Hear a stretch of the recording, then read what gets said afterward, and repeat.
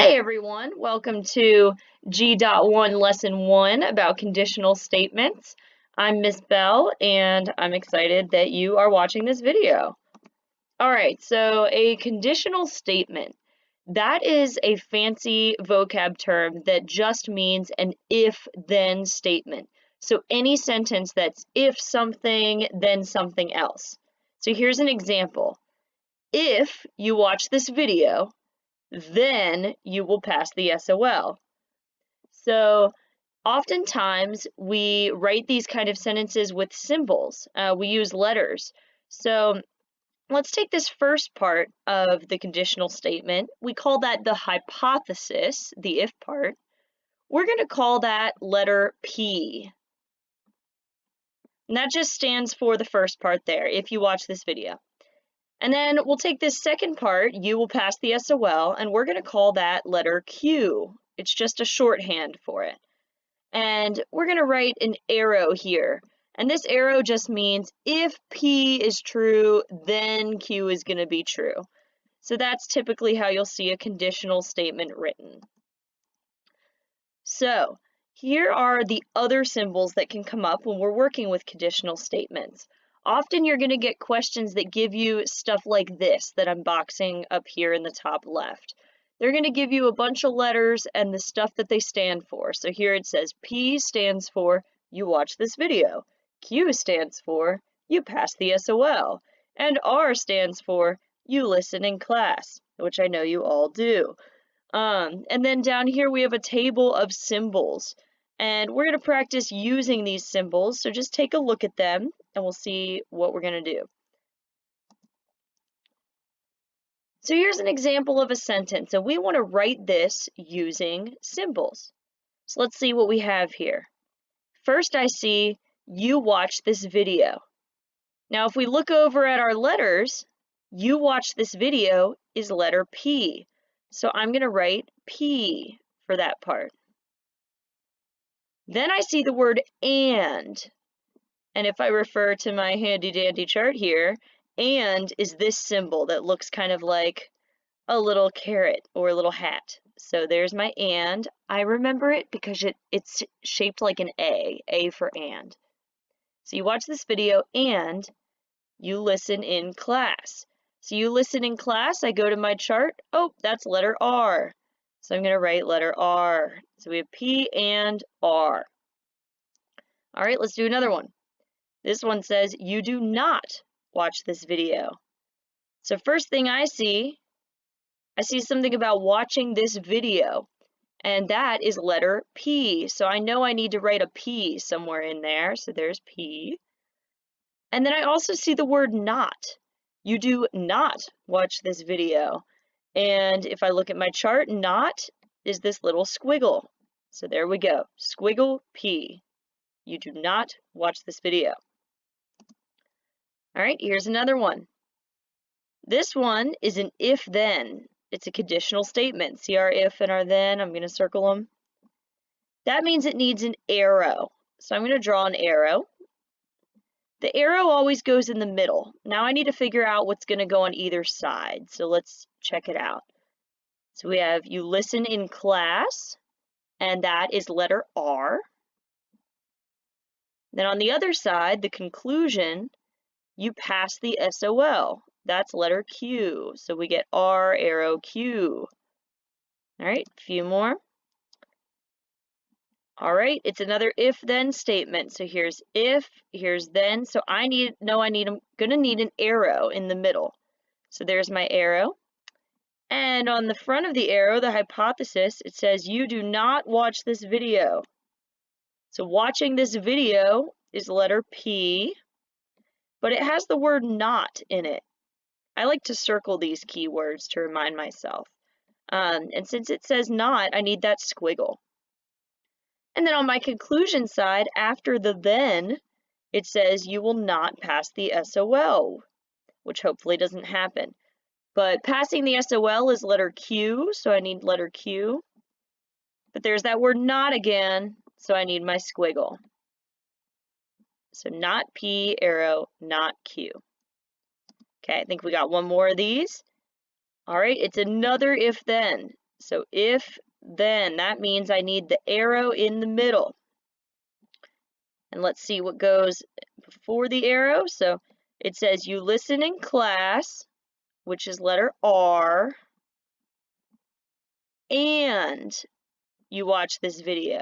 So we have a symbol for and. It's the thing shaped like an A. And then you watch this video was letter P. So R and P, arrow.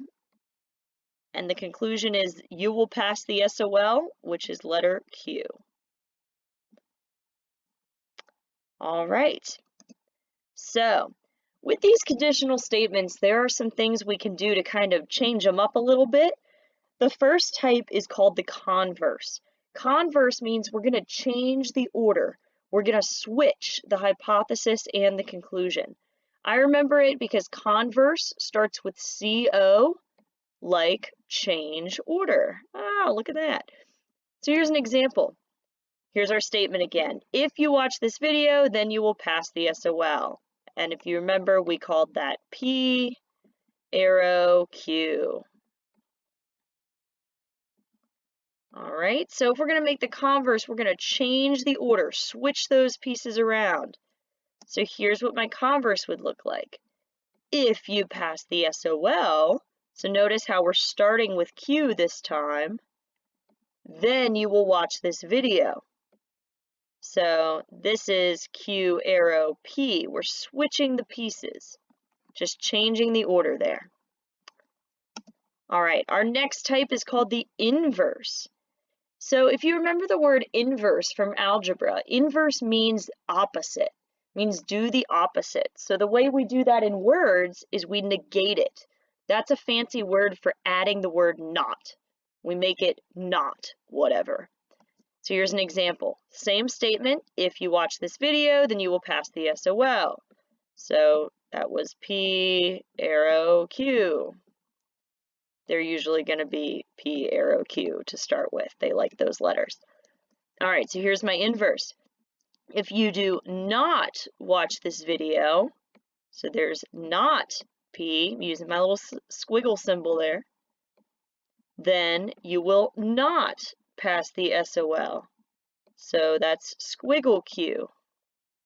Notice how to make the inverse, I added not to both pieces. All right, our last type is called the contrapositive. Now, contrapositive, it's a really long word, and we're going to do everything. We're going to switch it up, change the order, and we're going to negate it. So we're switching it, and we're adding not.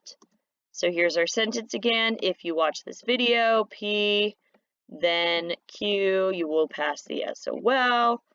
So our contrapositive, we're going to switch the pieces and negate. So here's what that would look like.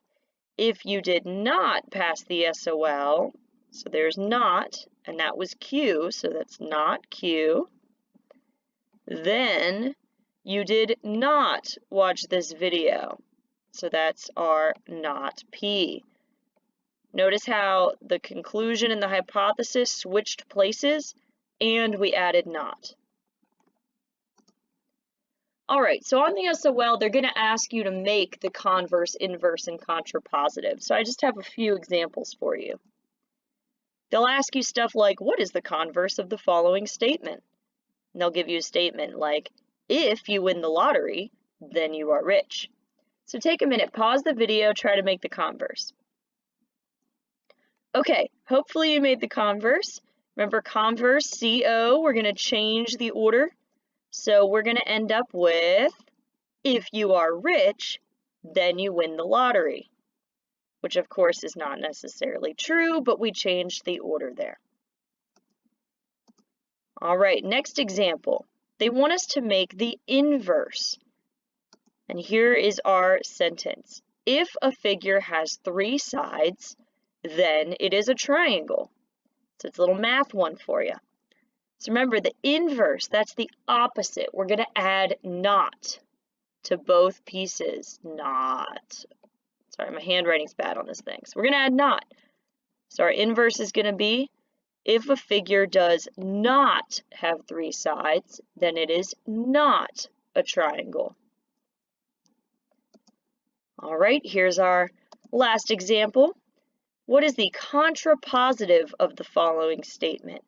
And this time it's given to us in symbols, but that's okay, we're not going to freak out.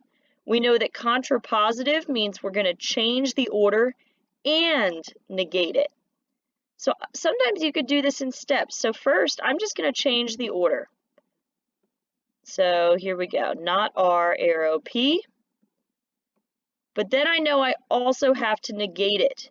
So if it already has the not symbol, I negate it by taking away the not symbol, making it the opposite. And then this P over here, it doesn't have a not symbol, so I'm going to add one in. So there is our contrapositive. We switched the order and we negated both sides. All right, just a real quick recap. If we're making the converse, we change the order of the pieces. If we're making the inverse, we negate both sides. We're adding not. And if we make the contrapositive, we're doing everything. We change the order and negate it. All right, so thanks for watching. Here's a video, a photo, I wish it was a video, of a pug wearing Converse. It's not the Converse, but hope you enjoy. And good luck on the little quiz, and I will see you in the next video.